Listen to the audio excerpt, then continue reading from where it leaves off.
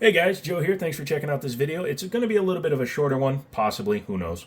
But I wanted to make this video because I had left a comment on a really cool YouTube creator, Iceberg Tech. He's doing great things. Go check him out because he likes old stuff like me, on how to actually do a much simpler overclock hack on X99, and we're going to do it all in one take. That's why I just picked you up and set you back down.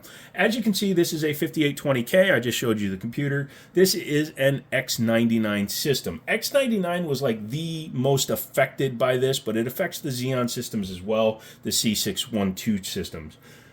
What happened was, I believe it was in update 1805 for Windows, the microcode was changed. And what the microcode change did was basically when you started the system and it booted Windows, if it had an overclock installed on the BIOS, so you can still BIOS overclock these systems. However, the minute Windows starts, it detects that overclock almost as a vulnerability and just stops it. So then you're just running at your stock speed. For example, 3.3 gigahertz. I believe these boosted to like 3.5 or 3.6 gigahertz on a couple cores. But as you can see, I have mine clocked at 4.1 gigahertz all core.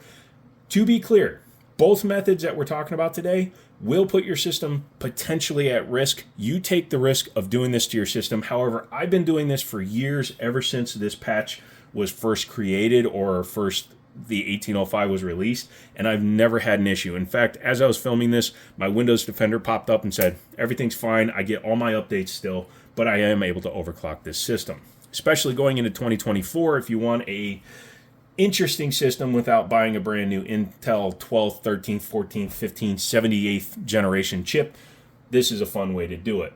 So, the most widely accepted way of doing it is using what's called Inspector and Meltdown patches. You can download them. You have to go to a third source, usually like Tech PowerUp or someplace like that. That is a third-party program that modifies your microcode and allows the overclock to work. It works. It's been proven to work. However, it is installing a third-party program onto your system that, who knows, if you get it from a site that might be less than copacetic, let's say, could lead to vulnerabilities in your system. What I'm going to show you is one single change to your system that will re-enable your overclock on X99 and C612 chips. And this one, again, when you modify your microcode, you take your risks. It's just like overclocking. You take your risks. Take this with a grain of salt. If you get hacked, don't blame me. But we are going to re-obtain an overclock without even leaving Windows, okay? So you've already inputted your overclock into your motherboard BIOS. I have mine set at 4.1. Again, the main reason is running that cheap Insignia cooler because I have not received my water cooling gear yet. And as soon as I get the water cooling gear, I will be putting a 5960X on there because it's going to be an X99 test rig. And yeah, then I'll be overclocking the snot out of it, 4.6 to 4.8 gigahertz, depending on whether or not I won the silicone lottery. Anyway, back to it. At 3.3 gigahertz, this thing is a little bit too slow to run modern stuff because it's just a little sluggish. When you can get over 4 gigahertz, it helps.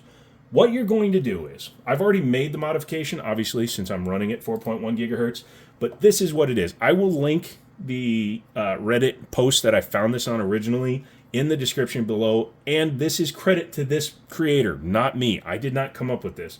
They are called Kezika. I hope I'm pronouncing that right, or at least this post thread was started by them, and this was over 5 years ago. What they did was they researched it, found that it worked, so they posted it. That's why I'm giving them the credit. If it's not them, hopefully somebody else can accredit it to the right person. But what you need to do is you're going to go in here and you're going to come down. I'll post the Reddit post. You may want to save it.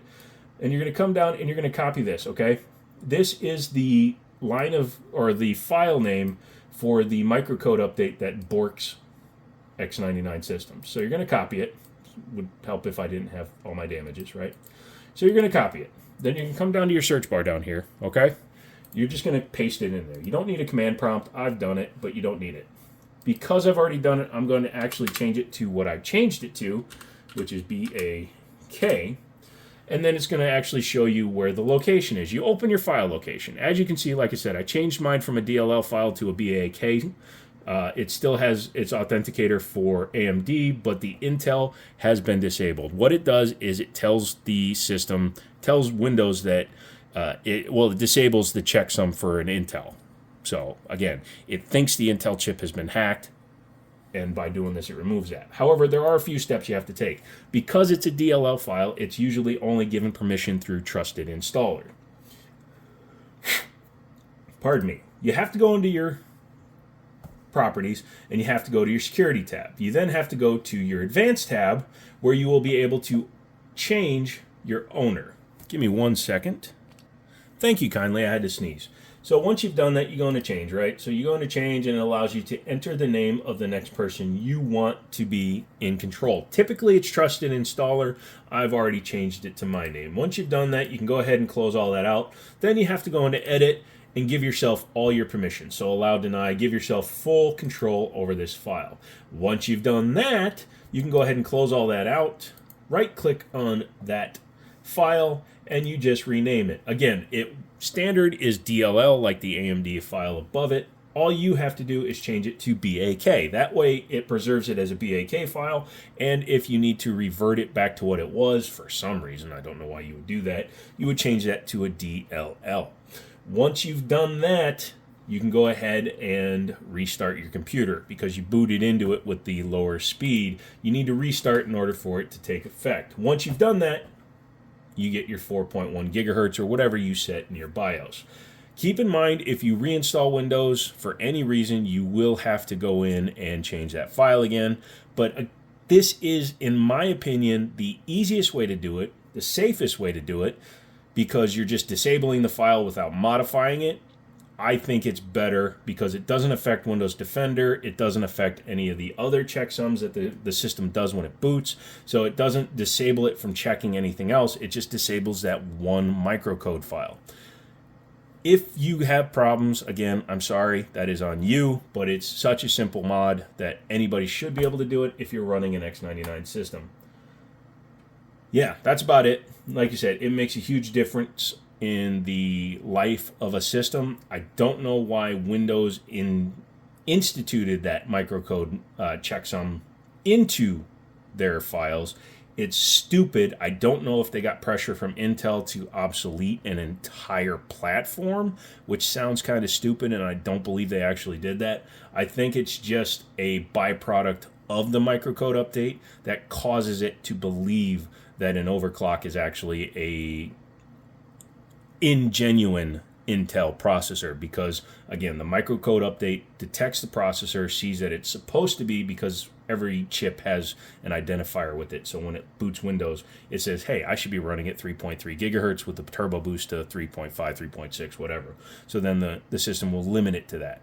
By doing this, it allows it to overcome that. Now, if you use Intel's XTU utility, I'm not sure if the overclock will take without doing the same change, but this is the way that's always worked for me. Again, I've been doing it for years. I've never had a problem. Hopefully, you'll have an enjoyable time doing it. So, yeah, come back for the video on this entire system. I have a whole video planned on it to see how it holds up in 2024 versus modern systems, and I do intend to bottleneck the living crap out of that with the 4080 that's peeking out through my other system. So come back for that. This has been a fun video for me because I like talking, as you can tell. If you're on the tech side, go check out the Jiminy Show. I do live streams 3 times a week, and you can come check it out. I actually answered Iceberg Tech in the live stream. I was texting or emailing him back during that. Let me know if it works for you. Come back for another video. Joe loves you. Who loves you, baby? Joe loves you. And, as always, I'll talk to you later. Hit the button right.